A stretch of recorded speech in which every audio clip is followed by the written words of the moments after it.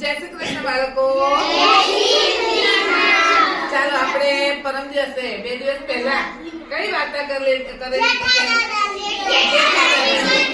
એમાં શું આપણે બનાવેલું હતું ટીચરે? દેડકો. મજા આવેલી ને? તો એવી જ એક સરસ મજાની વાર્તા અને તમને કામ લાગે તેવી વાર્તા છે ચકલીનું ગીત. એ ટીચરે લખેલી વાર્તા છે અને તે વાર્તા ટીચર તમને આજે પપેટ દ્વારા બતાવે છે. આ પપેટ કહેવાય. શું કહેવાય? ચાલો આ શું છે ખબર પડી ગઈ ને? કાગડો. શું છે? તો કેમ પાંખ કરીને ઉડે છે? કાગડો ઉડે છે ને? હા. ચાલો એવી રીતે આ શું છે? ચકલી બેન છે. કોણ છે? પેલા વાતો બંધ કરો. ચકલી બેન.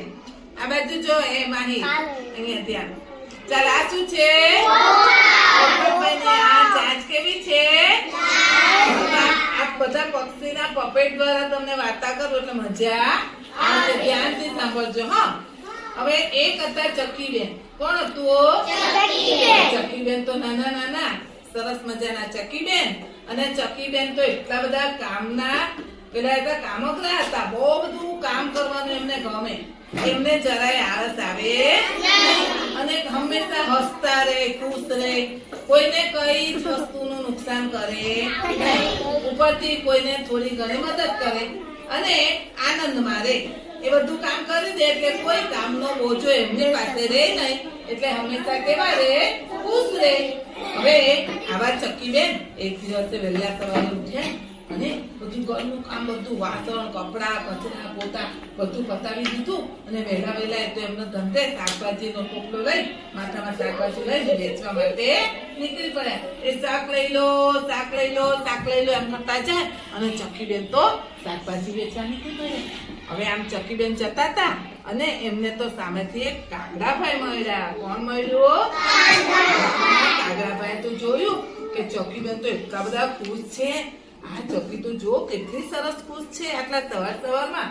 એટલે કાગડાભાઈ ને રહેવાયું નહીં. એટલે કાગડાભાઈ તો ચકીબેન ને પૂછવા લાગ્યા. હું બોલાવે એમ બોલજો. ઓહો ચકીબેન, સવારમાં ક્યાં ચાલ્યા? સવારમાં ક્યાં ચાલ્યા? એટલે ચકીબેન તો ખુશ હતા. એટલે ચકીબેન તો ગીત ગાઈને કહેવા લાગ્યા. શું ગીત ગાઈને? હું છું નાની ચકલી, ગીત મજાના ગાવ, કામ કરું એકલી, મહેનત હું ખાવ. એટલે ચકીબેન તો આવું ગીત ગાતા જાય અને શાકભાજી વેચતા જાય, કામ કરતા જાય. હવે આ ગીત સાંભળ્યું કાગડાભાઈ. એટલે કાગડાભાઈ ને તો બહુ જ મજા આવી ગઈ. કાગડાભાઈ તો એકદમ ખુશ થઈ ગયા અને મનમાં વિચારવા લાગ્યા, આટલી નાની ચકલી છે, નાટલું સરસ કામ કરે છે, મારે પણ મારું કામ કરવું જોઈએ. તો ફટ જલ્દી ઉડતા ખેતરે પહોંચી ગયા અને ખેતરમાં ફટાફટ કામ કરવા લાગ્યા અને પાછા ગીત ગાય. એ પણ પોતાનું ગીત બનાવ્યું. હું છું કાગડો મજાનો, ગીત ગાવ મજાના, હું છું કાગડો મજાનો, કામ કરતો મજાનો, મહેનતનું હું ખાવ. ફરીથી બોલજો. હા.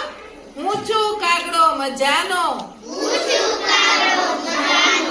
ગીત મજાના ગાવ,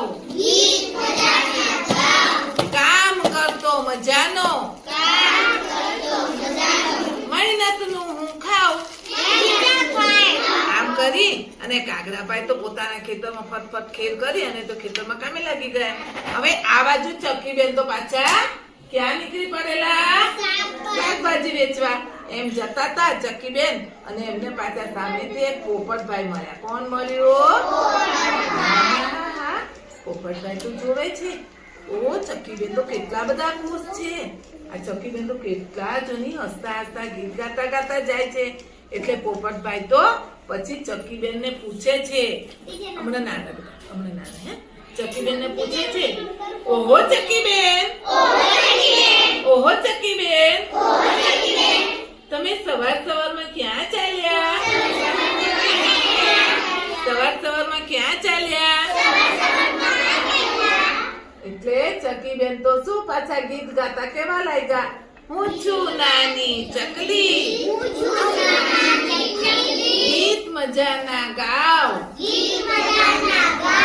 કામ કરું એકલી, મહેનતનું હું ખાવ. એમ કહી અને ચકીબેન તો પછી ઉડતા ઉડતા શાક વેચવા જાય છે.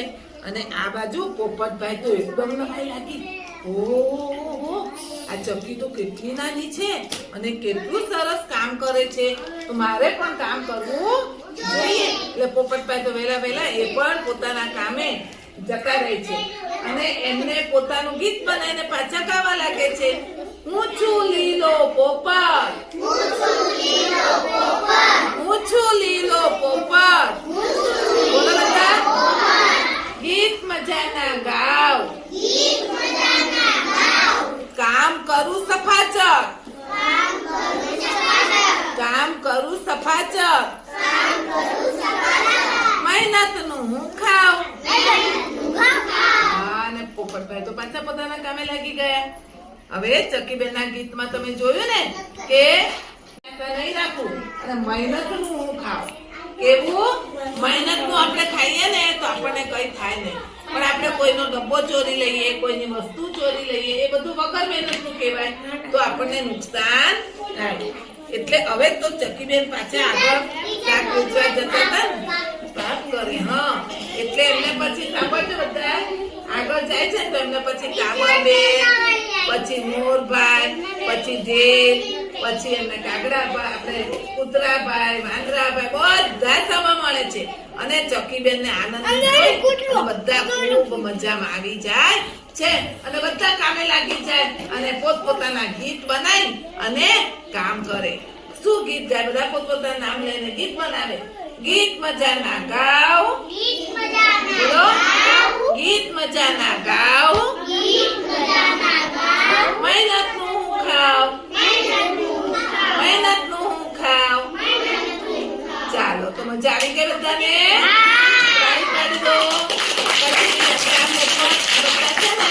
આ બધા પપેટ દ્વારા તમને સાંજે રમત રમાડવાની. શું આ બધા પપેટ છે ને?